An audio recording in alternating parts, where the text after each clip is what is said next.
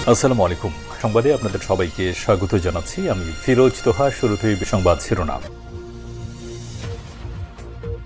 জানিয়ে দেব এই মুহূর্তে হাতে পাওয়া সর্বশেষ গুরুত্বপূর্ণ আপডেট বাংলা সংবাদ। শুরুতেই থাকছে অত্যন্ত সুখবর। সাবেক ডিবি প্রধান হারুনা রশিদ আটক, বেরিয়ে আসবে থলের বিড়াল। প্রিয় দর্শক, আপনারা জানেন সাবেক এই ডিবি প্রধান ডিবির দায়িত্বে থাকাকালে এমন কোনো অনিয়ম নেই যা তিনি করেননি।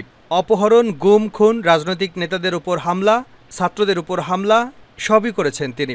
তার হাত থেকে রেহাই পায়নি কেউ। এবার সেই ডিবি হারুন গ্রেপ্তার হয়েছেন। তাকে গ্রেপ্তার করে অজ্ঞাত স্থানে নিয়ে জিজ্ঞাসাবাদ চলছে।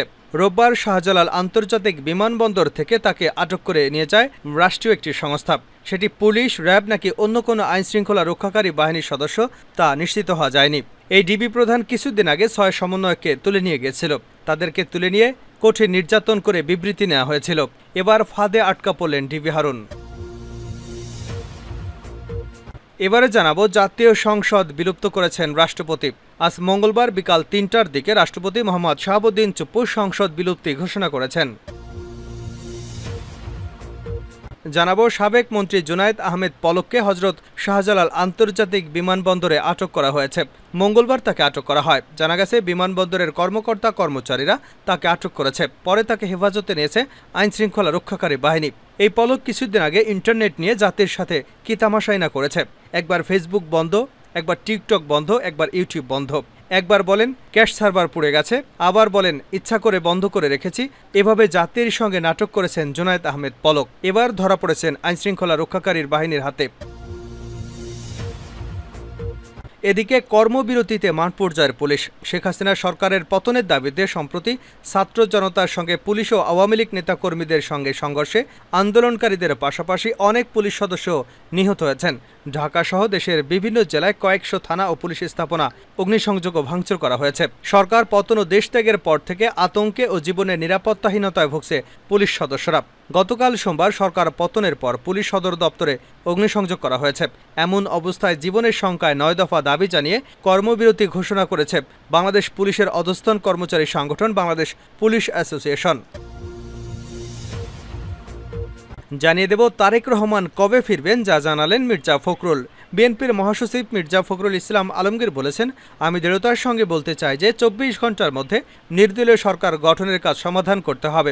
আমি রাষ্ট্রপতির কাছে আহ্বান জানাচ্ছি, কাল বিলম্ব না করে আপনি আজকের মধ্যে দয়া করে বিলম্বে এই সংসদ ভেঙে দিয়ে অন্তর্বর্তীকালীন নিরপেক্ষ সরকার গঠন করুন। অন্যথায় দেশে আবার রাজনৈতিক শূন্যতা দেখা দিতে পারে। এবং সর্বশেষ জানাবো কাশিমপুর কারাগারে উত্তেজনা, গুলির শব্দ। কাশিমপুর কারাগারে হাই সিকিউরিটি কেন্দ্রীয় কারাগারের ভেতরে হঠাৎ উত্তেজনা দেখা দিয়েছে। ভেতরে থাকা আসামিরা এই উত্তেজনা সৃষ্টি করেছে বলে জানা গেছে। এ সময় ভেতরে গুলির শব্দ শুনে কারা ফটকের বাইরে সাধারণ মানুষ ও মুক্তি পাওয়া আসামিদের স্বজনরা ভিড় শুরু করেছে। এতে উত্তপ্ত হয়ে ওঠে কারা ফটক। এতক্ষণ শিরোনাম শুনছিলেন, এবার বিস্তারিত।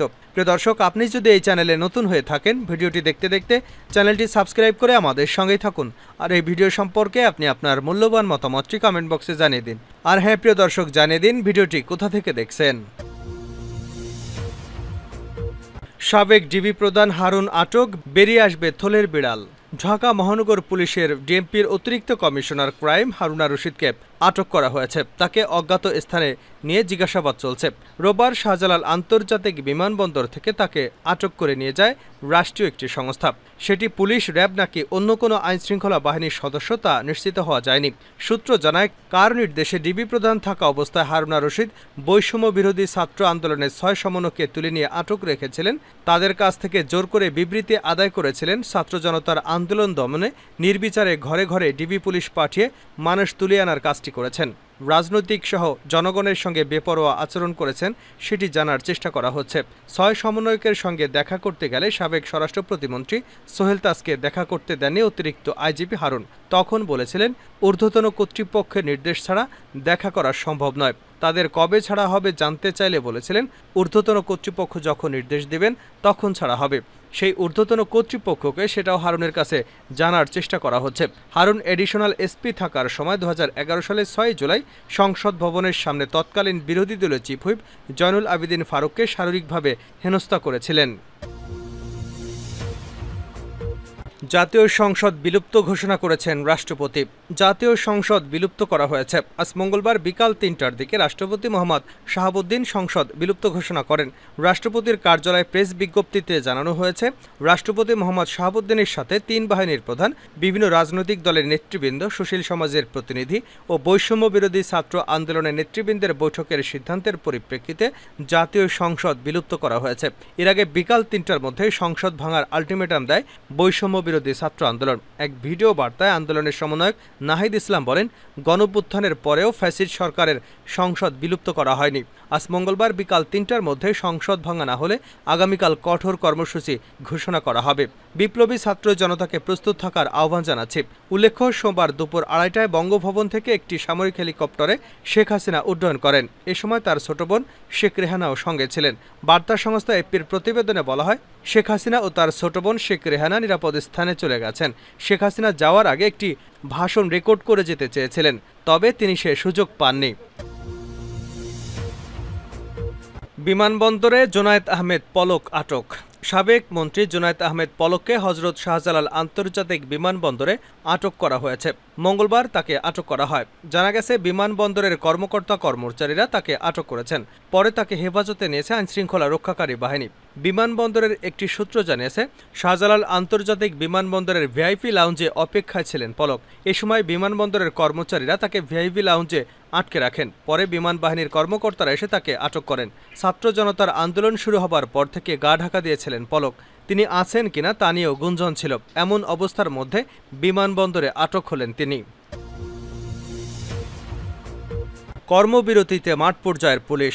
শেখ হাসিনা সরকারের পতনের দাবিতে সম্প্রতি ছাত্র জনতার সঙ্গে পুলিশ ও আওয়ামী লীগ নেতাকর্মীদের সঙ্গে সংঘর্ষ, আন্দোলনকারীদের পাশাপাশি অনেক পুলিশ সদস্য নিহত হয়েছেন। ঢাকাসহ দেশের বিভিন্ন জেলায় কয়েকশো থানা ও পুলিশ স্থাপনা অগ্নিসংযোগ ও ভাঙচুর করা হয়েছে। শেখ হাসিনার নেতৃত্বাধীন আওয়ামী সরকারের পতন ও দেশত্যাগের পর আতঙ্কে জীবনে নিরাপত্তায় ভুগছেন পুলিশ সদস্যরা। গতকাল সোমবার সরকার পতনের পর পুলিশ সদর দপ্তরেও অগ্নিসংযোগ করা হয়েছে। এমন অবস্থায় জীবনের শঙ্কায় রয়েছে পুলিশ সদস্যরা।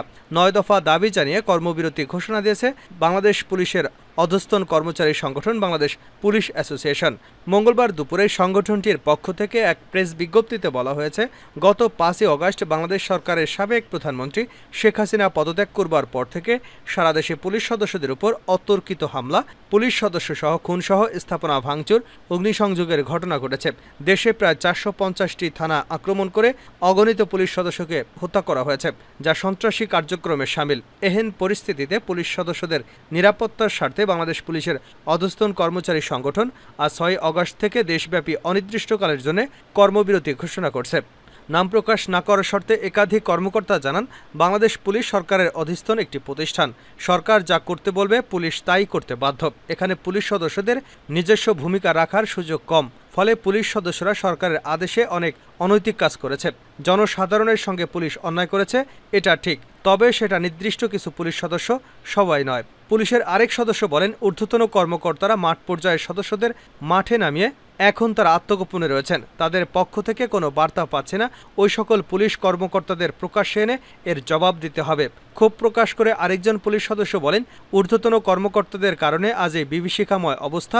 তারা যেভাবে আমাদের নির্দেশনা দিয়েছে আমরা সেভাবেই কাজ করেছি। এখন আন্দোলনকারীদের মূল টার্গেট আমরা। শঙ্কার মধ্যে ভুগছি। শত শত পুলিশ নির্মম নির্যাতনের শিকার হয়ে মৃত্যুর মুখে পড়েছে। পুলিশের এক ঊর্ধ্বতন কর্মকর্তা বলেন, যে সরকার আসবে পুলিশ সে সরকারের আদেশ মতোই কাজ করবে, এটাই পুলিশের নীতিমালা। বিগত সময়ে পুলিশ যা করেছে তা পুলিশের নিজস্ব কাজ নয়, এটা সরকার করতে বাধ্য করেছে। আগামী যে সরকার আসবে পুলিশ জনসাধারণের জানমাল রক্ষা, আইনশৃঙ্খলা পরিস্থিতি নিয়ন্ত্রণে সরকারের আদেশ মোতাবেক কাজ করবে। তিনি আরও বলেন, আমরা দেশের জনগণের প্রতি আহ্বান জানাতে চাই, আমাদের ভুল বুঝবেন না। পুলিশ জনগণের বন্ধু, পুলিশ জনগণের সঙ্গে মিলে একসঙ্গে কাজ করতে চায়।